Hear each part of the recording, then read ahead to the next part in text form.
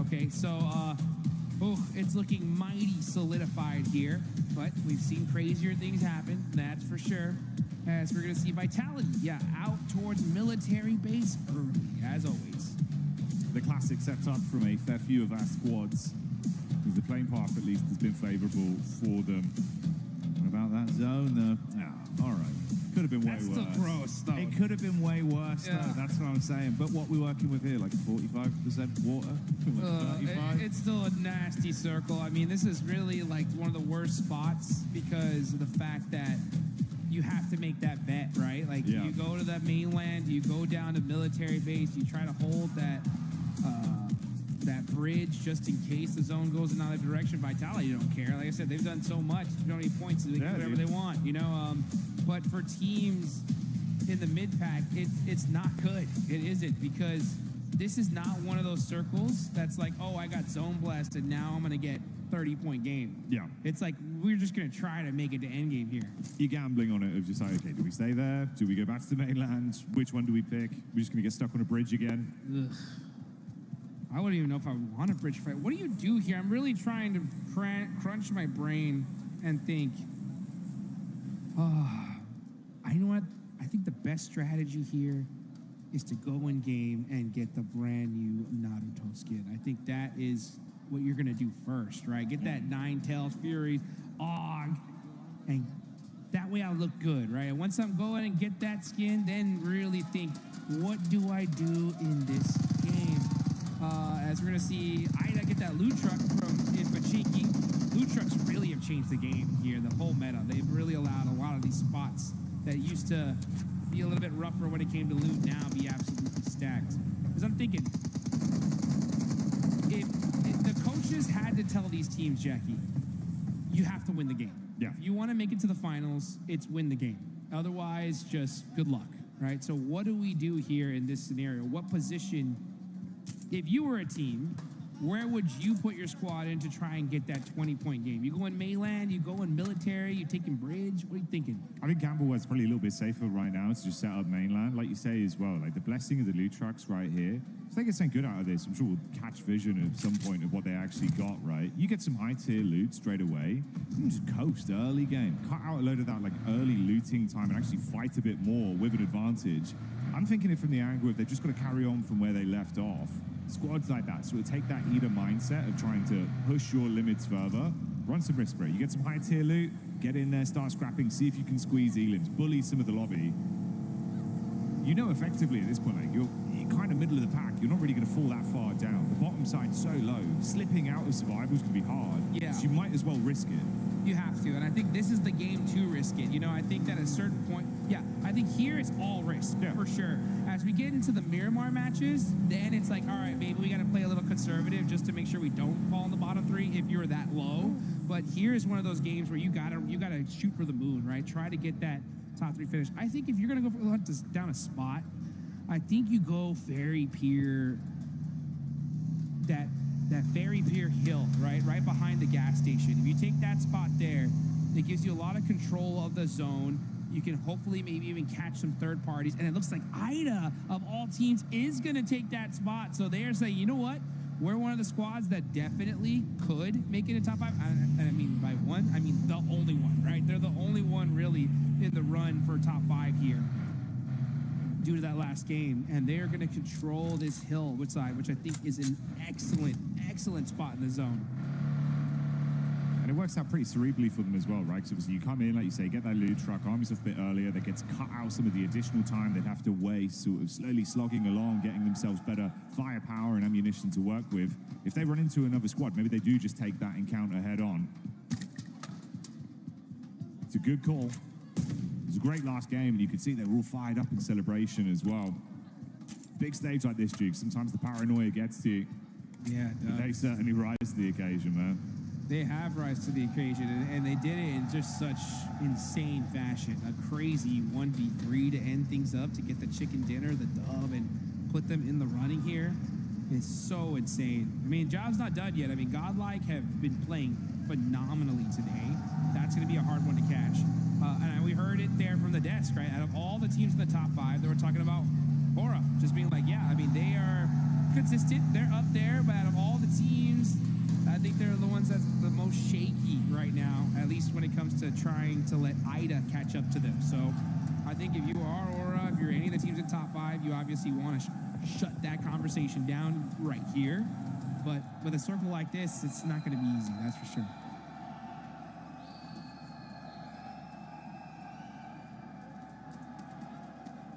The team that was towards the bottom side coming into the start of the day was 721 GS, but they've rose massively, fighting hearty into these games and still being able to squeeze out a decent number of elims to rise up the ranks.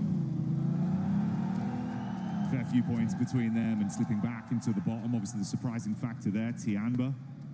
Didn't think that's where we'd be seeing them, Jukes. Oh my gosh, I can't, that's like, for me, the most frustrating thing in this lobby is seeing Tianba in, I mean, I don't even want to say it. I mean, they are in bottom three right now. I mean, yeah. I don't want to believe it, you know, and in every, if this was any other year, I'd be like, I'm not worried, you know, like it's Tianba, they're for sure not going to be blah, blah, blah, blah, you know, but what has happened with Alpha 7, you know, is making me very scared, you know, because there wasn't a world, I would have put the whole house on saying that Alpha 7 were for sure making a final in 2 international events, and they haven't done that yet. So, yeah, Tianba, please get it together, please.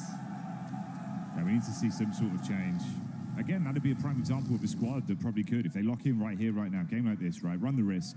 It's not looking great as it is anyway. If you can completely flip that around with a big result, get some points in, bro. The other teams drop down below you. We know they've got the firepower for it, Jigs. It's just gone quiet.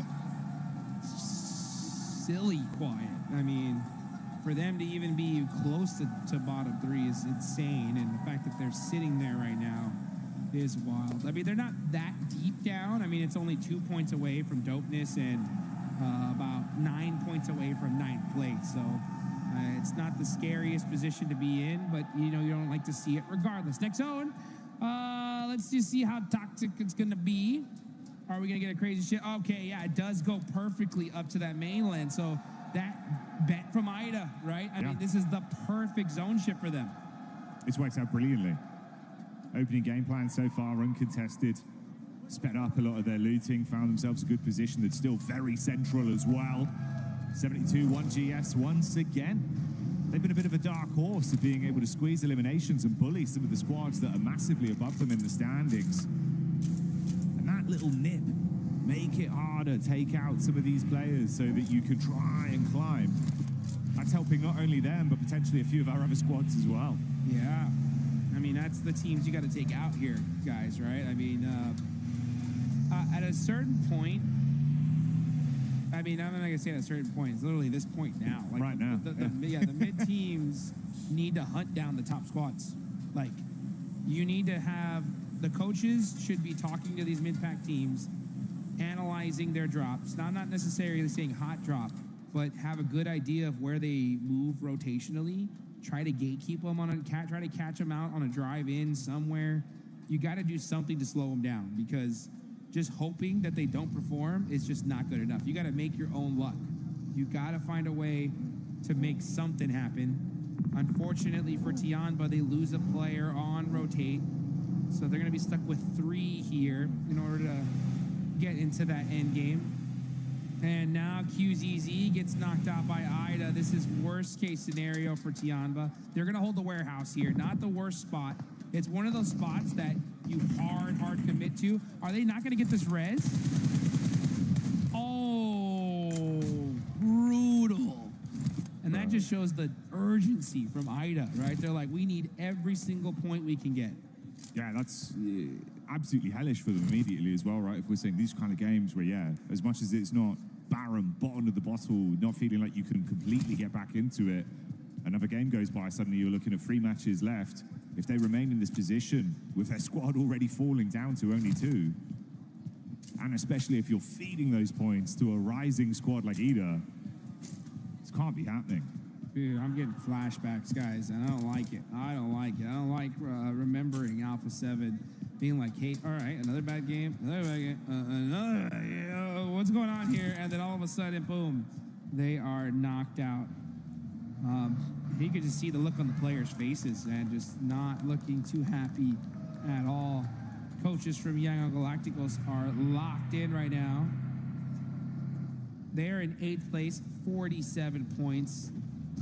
And again, that is quite a few away from that mid-place position. So yeah, if you're Young Galacticos, you're in the blue zone now.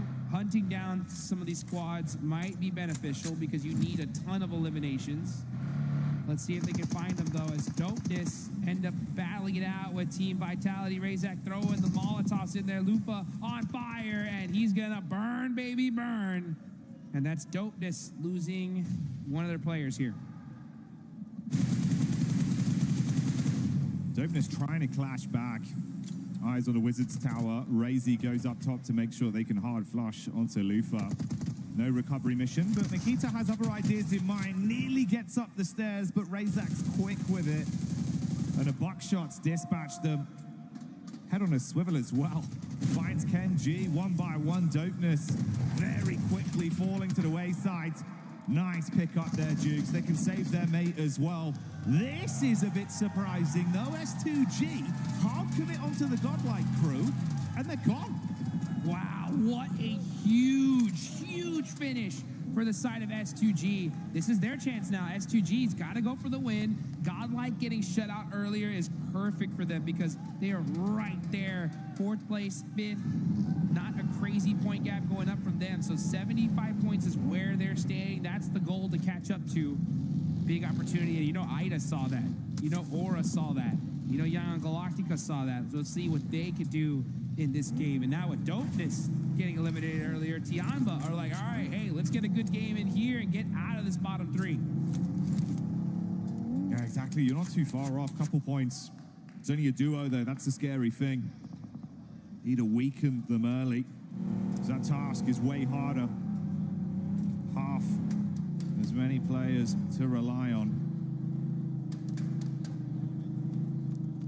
Now, yeah, you're just going to see these rotations come out. I mean, S2G need to find themselves a good solidified position, and they do, right? They have a good spot in this next circle, especially if the zone goes up north. Yeah, I think now it's time to play things a little bit slower, slow things down. You got to get to end game if you're S2G. Fights right here are way too dangerous, because if you take a fight, you're getting third party, almost guaranteed. So slow it down a little bit and try to get this win, because that's what you need. You need still a good amount of points here. And if you can get that win now, man, they'll be having a good solid chance in the last 3 matches. Good to see everyone being a little bit more cutthroat with the application of how they're playing, right? It's kind of what we were saying. You got to try and run a few more risks, and taking down Godlike now presents that opportunity to rise. Let's see where the zone's going to go on it. Who will get a bit of a gift? Dead center. Dead center here.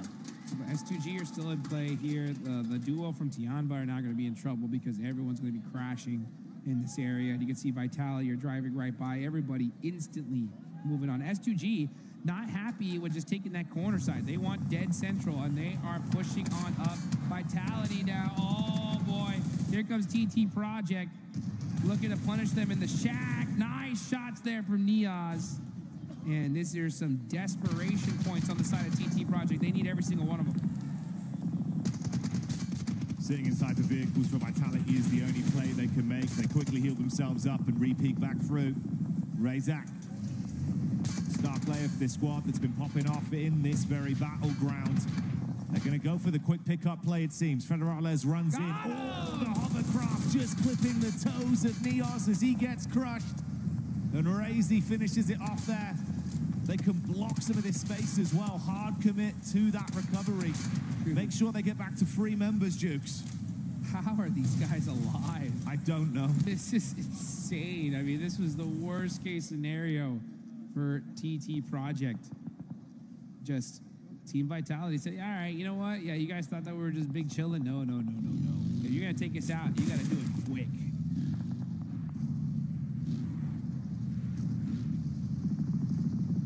Now we're going to see Young Galacticos here, just on the move little by little. Ida holding this compound, a strong position in this zone is exactly what they need to be doing. They got a couple eliminations early. You know, get yourselves a nice secure spot. Ensure that you get to that end game here. S2G would have 6 eliminations, which is a great start for them. They did lose 1 player, so they got to start playing very conservative here. They full committed to this position, dead center. They're like, you know what? We're going to hold the dead center, wide out in the open. We're going to secure this shack, have all our vehicles blown up. So they really, really need to hope that the zone just keeps centering on up to their position. That's the crew taking down Hyunbin there as they're able to detonate the vehicle. And you can see it's not looking too great health-wise for Non-Shin Red Force. They chip damage onto one of them, 2 of the players knocked for now. That's a bit of a spread where you've got Wolves nearby, Hustler crew in position. This is the fight that's currently going down. Ooh, nade inside from Slonic as Wolves get that one on target. Let's go Wolves, man. Wolves need to do something here to keep the NA dreams, hopes alive. Wolves having one of the best substitute players on the planet in Juancho. Fortunately, we haven't seen him in the game, but he is here in the arena watching over his squad. And hopefully looking to extend their stay here just a little bit longer. 30 points, not nearly out of the danger zone yet. They need a good game to at least solidify them to that survival stage. But man, that survival stage is going to be jam-packed here. Tianba looking like they are going to might be going to it. Alpha 7 looking headed in that direction as well. As we look at the top players, of course, we see a whole bunch of Team Vitality. That makes sense.